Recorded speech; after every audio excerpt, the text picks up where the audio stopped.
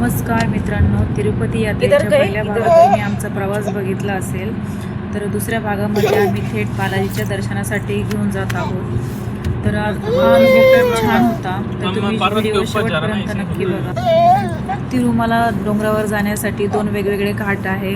वर जाण्यासाठी वेगळा रस्ता आणि खाली येण्यासाठी Shri Srinivasa Govinda Shri Venkatesa Govinda by S P. Balasubrahmanyam on YouTube music. हा प्रवास आपला सुरक्षित असतो आणि हा रस्ता पूर्णपणे डोंगरामधूनच जातो। रस्त्याच्या दोन्ही बाजूला घनदाट असं जंगल आहे, खडक आहे, सुंदर दऱ्या असतात। जसजशी गाडी वरती जाते तसं शहराचे दृश्य पण खूप छान दिसते, बघू शकता तुम्ही। घाटामध्ये प्रवास सुरू करण्यापूर्वी व्यवस्थित चेकिंग केली जाते, कारण प्लास्टिक, दारू, इतर काही वस्तू असेल ते गाडीत नाही दिसले पाहिजे, म्हणून चेकिंग एकदम व्यवस्थित असते। इथं बघू शकता आजूबाजूला किती घनदाट जंगल आहे।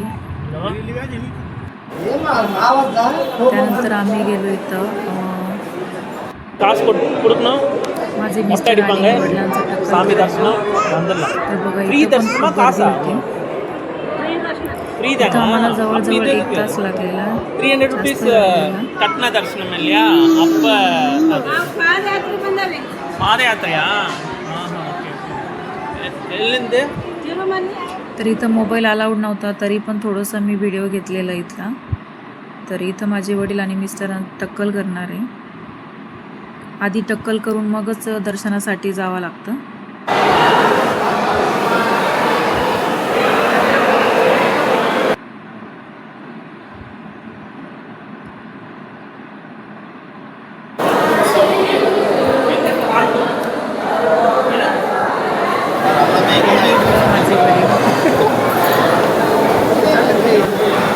त्याच्यानंतर ते आंघोळीला गेलेले, टक्कल केल्यावर आंघोळीला गेलेले। आंघोळ झाल्यावर आम्ही दर्शनासाठी निघालेलो, तर खूप गर्दी होती, बघू शकता।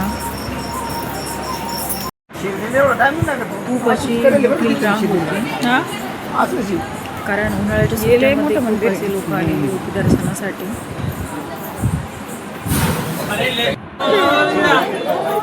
किती मोठी लाईन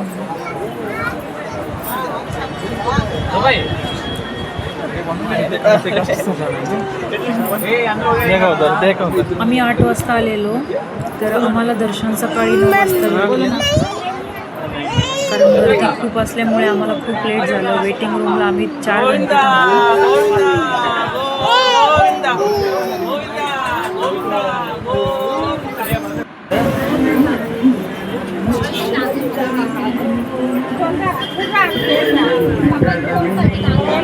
आतमध्ये मोबाईल अलाउड नसणार, मोबाईल जमा करावा लागतो।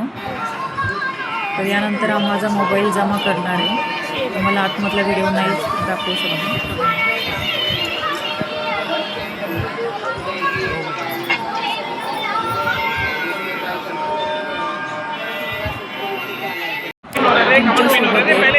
गोष्ट शेअर करायची आहे, ते म्हणजे जेव्हा मी मुख्य गाभाऱ्यात म्हणजे बालाजीच्या भव्य सुंदर मूर्तीजवळ आले, तेव्हा माझ्या डोळ्यात अचानक असे पाणी आले।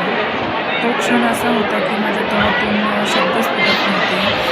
तो एका सेकंदाचा जो हे असतो, मिनिट असतो, तो प्रवासाचा सगळा थकवा, मनाची चिंता, ते सगळी माझी अशी नाहीशी झाली होती। असं वाटत होतं देव माझं खूप जवळ आहे, आणि डोळ्यातून अचानक पाणी येत होतं, आणि बाहेरही गेल्यावर ती मूर्ती माझ्या डोळ्यातून अशी हटत नव्हती। तर देवाला बघून असं समोरासमोर दर्शन घेऊन असं वाटत होतं देव माझं एकदमच समोर आहे, त्यामुळे माझ्या डोळ्यातून सारखं पाणी येत होतं। तर मला तुम्हाला विचारायचं आहे की मलाही असं कधी झालं आहे का, मला नक्की कमेंट करून सांगा। तर तिथे बघा, मी मागच्या वेळेस आले होते तेव्हाही असं शेड वगैरे काहीच नव्हतं केलेलं, तर आता मस्त शेड वगैरे केलं बसायला, बघू शकता। इथेही आम्ही बाहेरचं पण दर्शन केलं।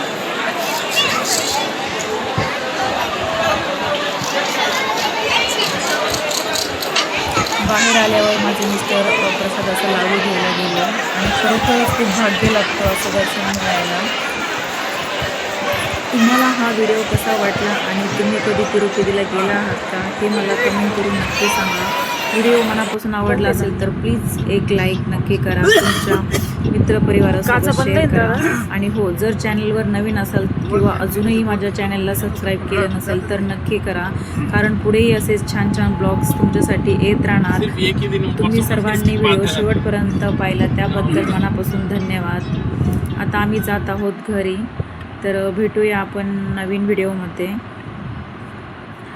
बघा बाहेरचं वातावरण.